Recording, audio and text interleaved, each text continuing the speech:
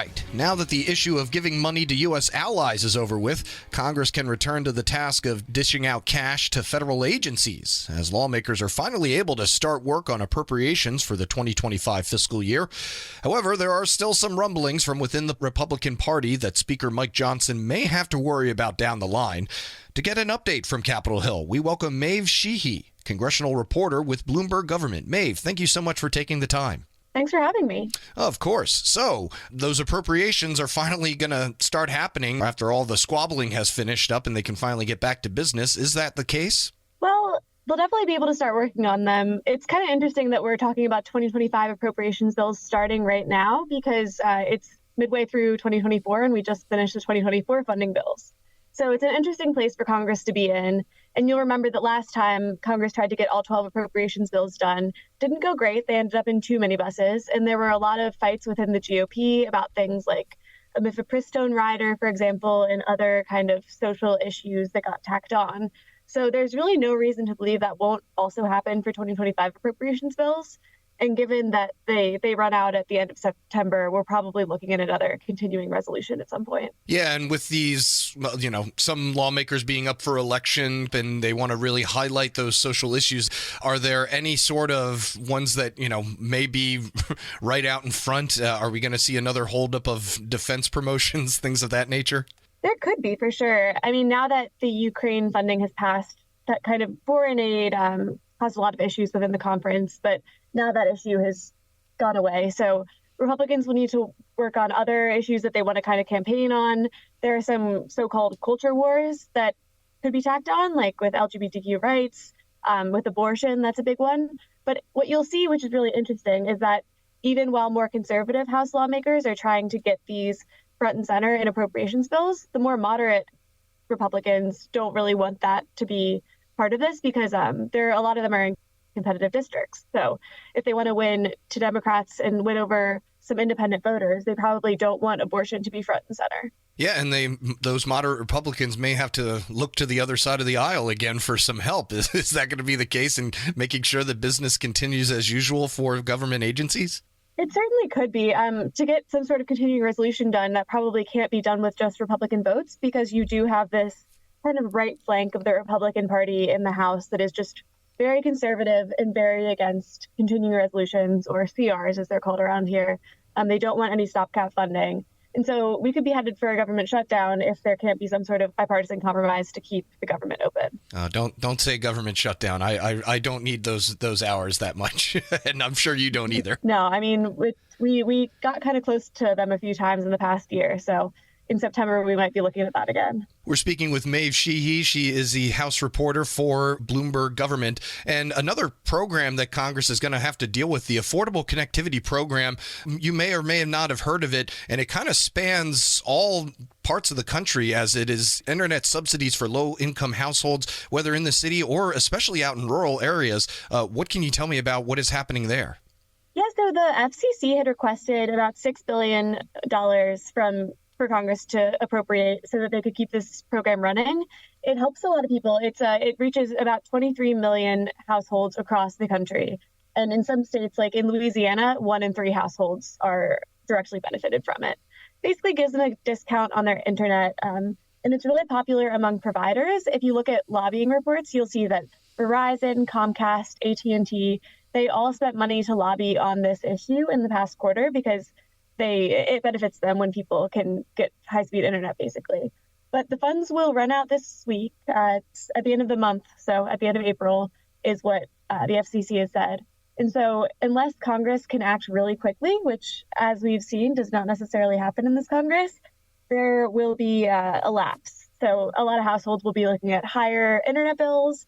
Some people might not be able to pay their internet bills. And obviously in this kind of modern era where so many things are virtual, that's going to be a really big problem for people. Is it more of just a procedural hurdle that this program is facing, or are there some principled stances being taken on as far as, the actual basis of the program?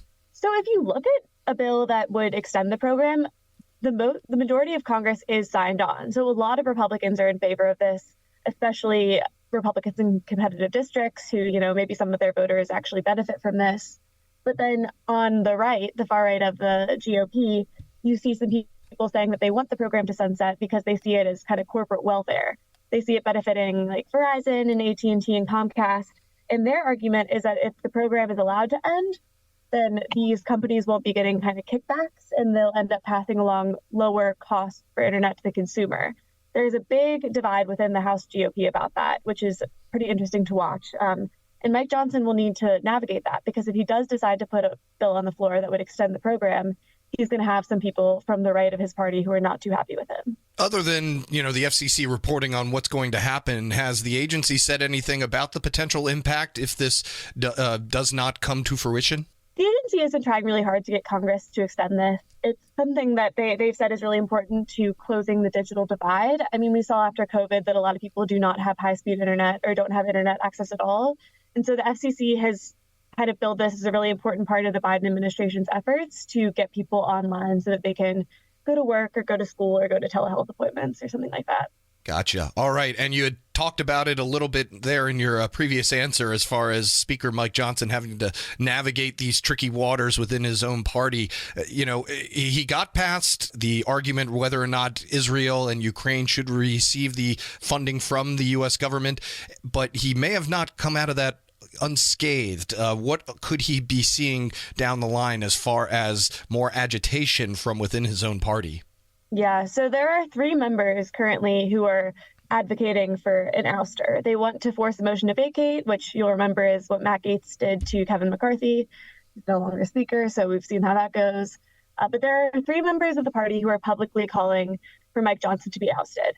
And if they put that on the floor for a vote, then it will come down to whether Democrats join them or not. Democrats joined to oust McCarthy, but they also had years of trust issues.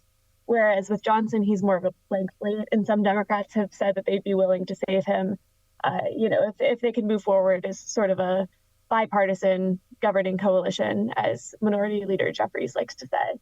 So if Johnson is bailed out by Democrats, that also puts him in an interesting situation, because there are a lot more members in his party who would see that as kind of a betrayal. They don't want to work across the aisle. Yeah, you talked a little bit about how it happened last time for Kevin McCarthy. Could we start to maybe see any rule changes from the next Congress as far as selecting a speaker or having these votes come forward?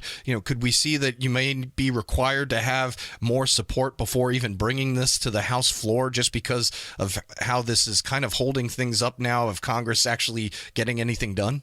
Absolutely. So last Congress, when Pelosi was Speaker, there was a higher threshold for the amount of members who needed to bring this motion to vacate to the floor.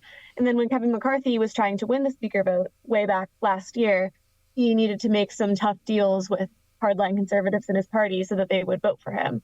And one of those deals was that just one member could bring the motion to vacate to the floor. And as we've seen over the past year, that has caused huge turmoil in the House. So we have basically a small group of members that could unseat a speaker, theoretically, because there's such a tight margin in the House. The next Congress, I definitely think that we'll have at least a very concentrated group of people trying to push for a higher threshold. So just one member could not necessarily derail a party like this. And there was actually some talk a couple weeks ago where more mainstream members of the Republican Party were saying, hey, maybe we can change this now. And there were maybe 3 hours where Johnson seemed to be considering it. And then he very publicly tweeted out they wouldn't be changing those rules because he said they don't have a majority of the House that would approve that rules change. Yeah, and it's almost like he'd be getting rid of the rule that is the reason why he's in that position anyway, right? Yeah, it would be tough politically for him for sure. And it also might not be workable to actually get across the floor. All right. Well, we'll have to wait and see on that one. Maeve Sheehey is a House reporter for Bloomberg Government. Thank you so much for giving us an update on what's going on Capitol Hill. Thanks for having me.